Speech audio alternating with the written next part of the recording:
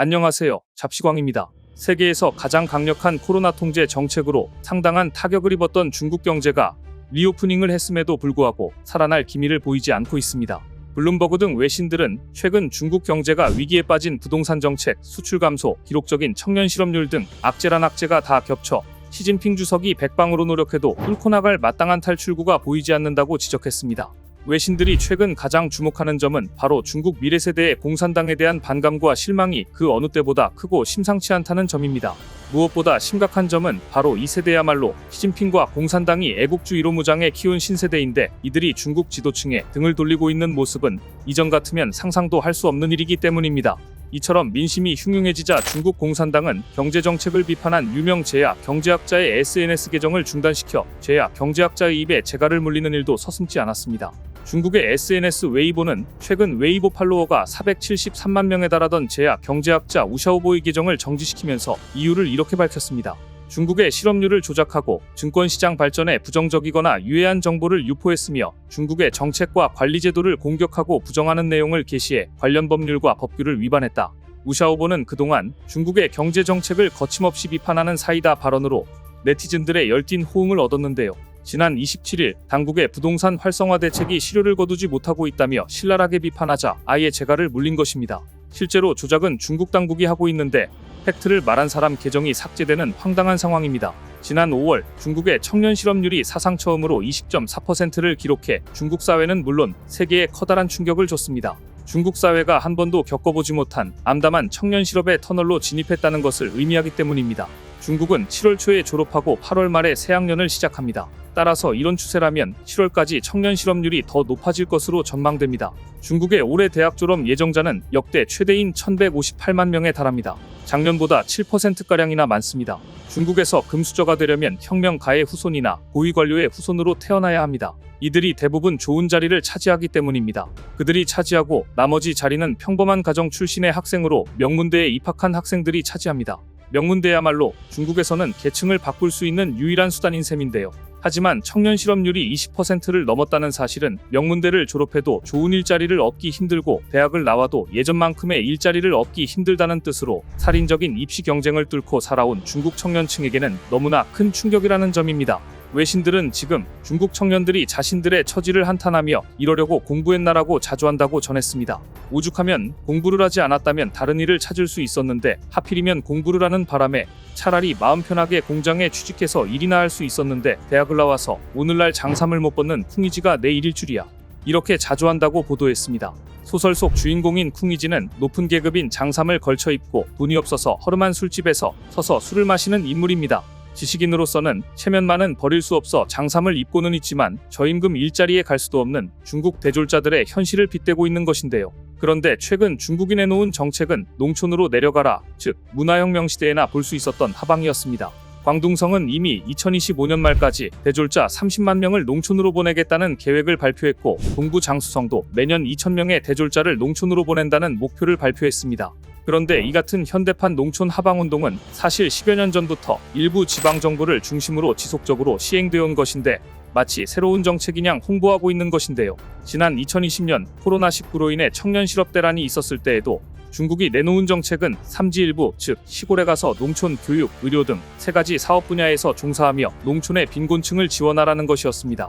전 세계에서 가장 혹독한 입시 경쟁을 뚫고 명문대에 입학했는데 일자리가 없으니 농촌으로 내려가라니 안 그래도 열이 뻗치는데 중국에서는 최근 청년들의 분노에 불을 지른 편지 한 장이 공개됐습니다. 대학생들에게 편지를 보낸 사람은 바로 시진핑 주석이었습니다. 그는 이렇게 말하며 농촌으로 내려갈 것을 독려했습니다. 여러분이 논밭과 농가에 들어가 인생을 연구하고 학문 연구한다니 매우 기쁘다. 청년은 사서 고생을 해야 한다고 했는데 지금 농촌으로 들어가 배우려는 것은 옳다. 21세기에 그것도 디지털 시대에 문화혁명 당시 유행했던 산으로 올라가고 농촌으로 들어가는 상산하향운동을 권유하자 청년층의 분노는 폭발하고 말았습니다. 여기서 중요한 대목은 시진핑 주석의 말을 금과 옥조로 여기던 중국 청년층이 시 주석의 말에 반기를 들었다는 사실입니다. 그동안 이런 현상은 중국에서는 상상도 하기 힘든 일이었습니다. 더구나 이들이 주로 2000년대 이후의 출생자들로서 시진핑과 공산당의 핵심 지지층이자 민족주의와 애국주의로 철저히 무장되어 있는 열혈공산당 지지층이었다는 점이 중요합니다. 심상치 않은 분위기를 감지한 시 주석은 청년 실업을 해결하기 위해 마른 수건도 짜낼 정도로 지방정부에 대책을 내놓으라고 했지만 백약이 무효였습니다.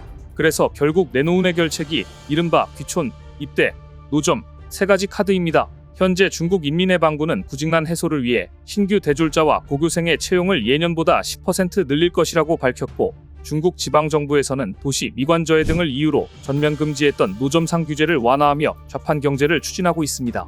중국이 지금 얼마나 급한가 하면 청년 일자리를 위한 규제 완화안 중에서 노점상 규제 완화안까지 나왔다는 점을 주목해야 합니다.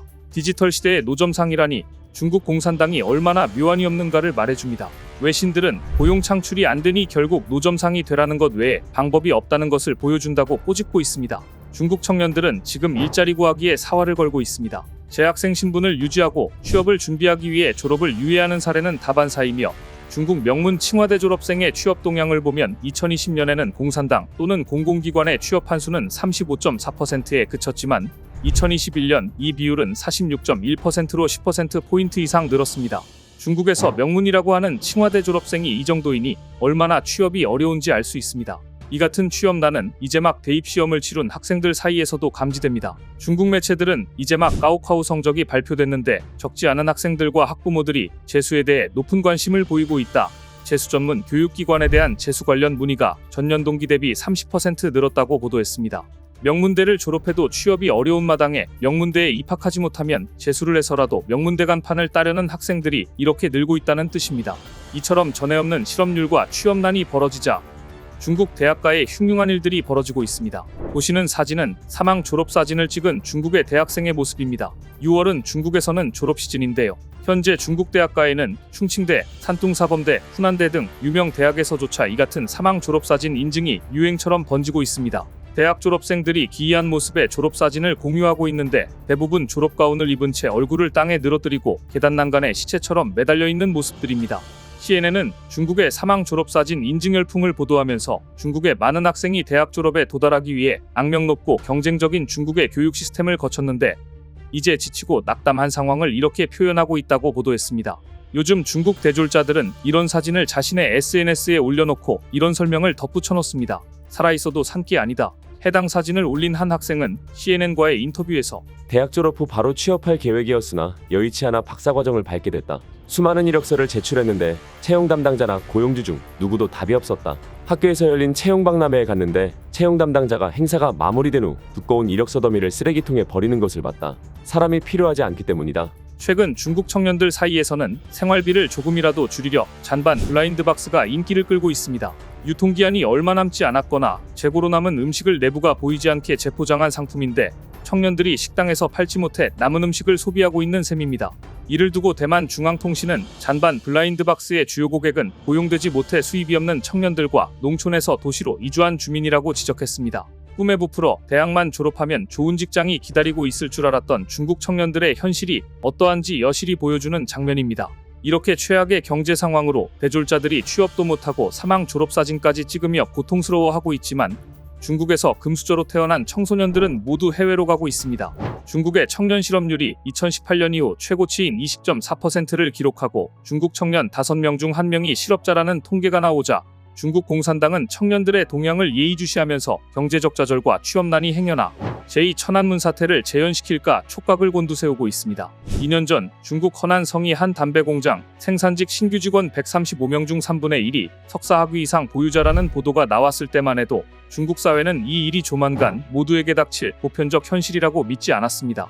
하지만 팬데믹이 끝나고 최근 중국에서 예전 같으면 상상도 못할 사례들이 속출하자 이제 현실을 자각하기 시작했습니다. 얼마 전 후단대 부속의 한 고등학교에서 보건요원을 공모했는데 이를 통해 채용된 사람은 상하이교통대 의과대학 박사였습니다. 이 소식은 중국 SNS를 타고 실시간 검색어 상위에 오르며 단숨에 화제가 됐고 중국 누리꾼들 사이에서 명문대 의과대학 박사과정까지 밟고 선택할 수 있는 직업이 고교 보건요원이라니 취업문이 얼마나 좁은지 실감난다. 바늘구멍 취업난에 그나마 일자리를 찾았으니 행운이다 라는 댓글이 이어졌습니다. 최근 이런 사례는 비일비재합니다. 앞서 산둥대는 최근 학생 기숙사 관리센터 직원 2명을 하얼빈 공대 석사생과 호주 애들레이드 석사생으로 뽑았다고 밝힌 바 있습니다. 하얼빈 공대는 중국 이공계 대학 가운데 최고 명문으로 꼽히고 애들레이드대는 호주의 국립 명문대입니다. 그런데 기숙사 관리센터 직원으로 지원했다는 얘기입니다. 이뿐만이 아닙니다. 중국 석유 천연가스가 행정직원 1명을 모집하자 베이징대와 칭화대 등 중국 명문대는 물론 영국 왕립대, 미국 존스홉킨스대 등 명문대 석박사생 224명이 몰려 화제가 되기도 했습니다. 또 일자리를 찾지 못하는 젊은 층 사이에 한탕을 노리는 요행 심리가 확산하면서 올해 중국의 복권 판매가 급증했습니다. 중국 재정부 발표에 따르면 5월 복권 판매액은 약 9조 원으로 작년 동월 대비 52.7%나 증가했다고 합니다. 시진핑 주석은 지금 심각한 청년 실업 문제가 경제 회복에 걸림돌이 되는 것을 넘어 대규모 사회 불만으로 이어질 것을 두려워하고 있습니다. 1989년 청년층 실업과 인플레이션에 대한 좌절이 천안문 시위에 불씨를 제공했다고 보기 때문입니다. 러시아에서 프리고진에 의한 군사반란이 일어나고 얼마 전 중국 청년들의 백지 시위 등이 일어나는 등 청년층이 공산당에 등을 돌리는 분위기가 감지되자 시진핑 국가주석은 당 간부들에게 이렇게 주문했습니다. 인터넷에 늘 접속해 네티즌의 우려에 대응하라. 시진핑이 공산당 이론지 기고문에서 이런 주문을 한 것은 이례적으로 인터넷 민심이 시위와 같은 집단 행동으로 분출되지 않도록 사전에 인터넷 여론의 동향을 주시하고 선제적으로 대응하라는 의도로 분석되고 있습니다. 이런 분위기 속에서 중국은 통계자료 검색이나 사진 촬영까지 단속 대상이 될 수 있는 고강도 반간첩법, 즉 방첩법을 발효했습니다. 이전보다 더 심하게 중국은 자의적인 법 집행으로 국내외 할 것 없이 언론을 막고 활동을 크게 위축시킬 게 틀림없습니다. 그런데 인터넷 검열은 강화되고 반간첩법을 통해 공포정치의 부활이 예상되는 시점에서 당 간부들 이행보는 민심과는 상당히 이반되어 있어 더 큰 문제를 야기하고 있습니다. 중국 고위층 자녀들은 미국, 영국 등으로 유학을 다녀오는 게 다반사였으며 최근 들어 아예 재산을 정리해 해외로 나가는 부유층은 더 늘었기 때문입니다. 중국 전문가인 에즈라 보겔 미국 하버드대 명예교수는 미국의 소리 방송과의 인터뷰에서 시진핑 주석의 딸 시밍쩌가 하버드대를 졸업하고 중국으로 돌아갔다고 밝혀 파문이 일었습니다. 시 주석의 딸은 2010년 하버드대 심리학과에 편입한 뒤 졸업한 것으로 알려졌습니다. 앞서 한 언론은 데이비드라는 이름의 하버드대 교수를 인용해 중국인 경호원이 시밍쩌를 24시간 따라다니고 FBI도 보호하고 있다고 보도한 바 있습니다. 이미 중국 고위층과 사회 인사들 중에는 반미는 직업, 친미는 생활이라는 조롱을 받을 정도로 낮에는 반미를 외치면서도 자녀들은 미국 대학에 유학을 보내는 등 이중생활을 해와 비난을 받고 있습니다.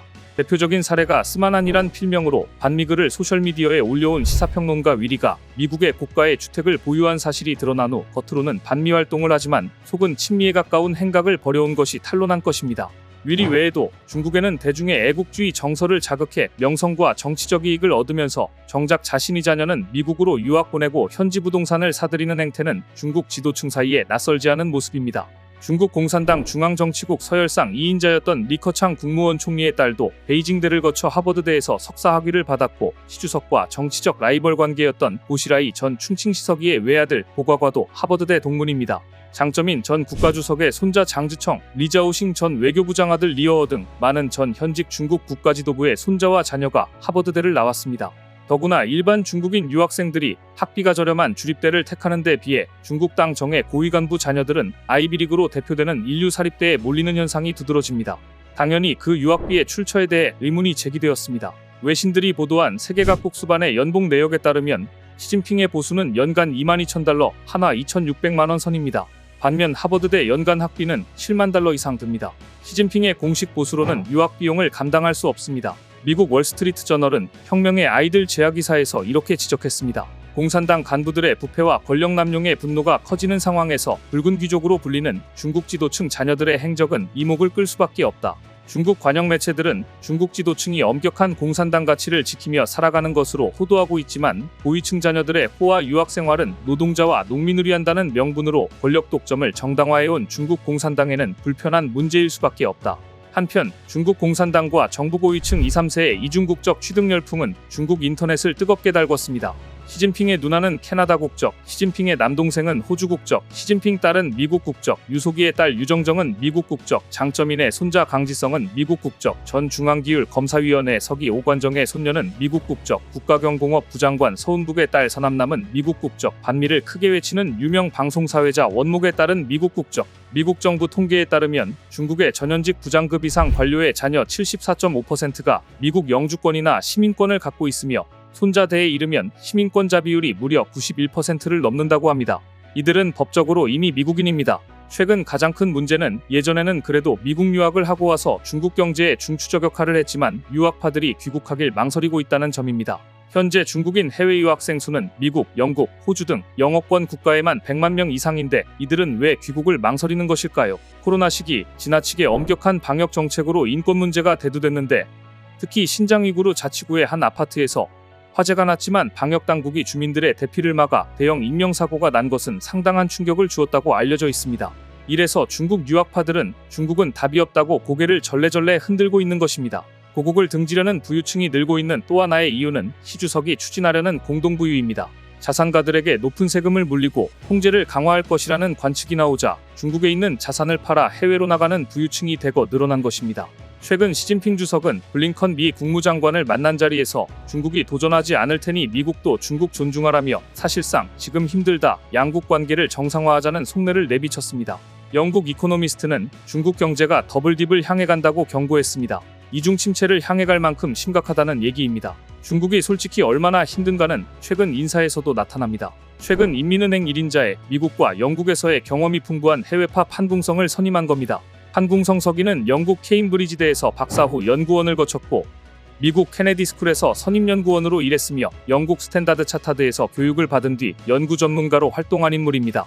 외신들은 판궁성 인민은행 부행장이 임명됐다는 소식을 타전하면서 판석이 임명에 대해 이렇게 논평했습니다. 서구에서 훈련받은 인물을 중앙은행을 이끌 인사로 선택한 것이다. 이번 인사는 금융부문 감독 개편으로 경제를 회복시키겠다는 시 주석의 의지가 반영된 것이다. 제닛 옐런 미국 재무장관의 방중을 앞두고 인민은행 수장 인사가 이뤄졌다는 점도 눈길을 끈다. 위안화 가치 급락, 외국 자본 유출 등 부작용이 점차 커지고 있는 상황에서 새로운 인민은행 수장이 옐런 장관과 마주 앉을 가능성이 높다. 반간첩법을 통해 외국인들의 자유로운 촬영 및 공공기관 접근을 금지하면서 인터넷 검열을 강화해 정부 경제정책을 비판하는 주요 인사들의 입에 재갈을 물릴 정도로 정보를 통제하려는 중국이 한편에서는 시장을 잘 알고 해외에서 교육받은 인물을 인민은행 수장으로 앉혔다는 사실은 중국이 지금 금융위험지수가 다분히 높으며 불을 끄기 위한 소방관의 해외파가 절실히 필요한 정도의 상황이라는 점을 시사하고 있습니다. 오늘 준비한 소식은 여기까지입니다. 댓글을 통한 여러분들의 많은 의견 기다리겠습니다. 시청해주셔서 감사합니다.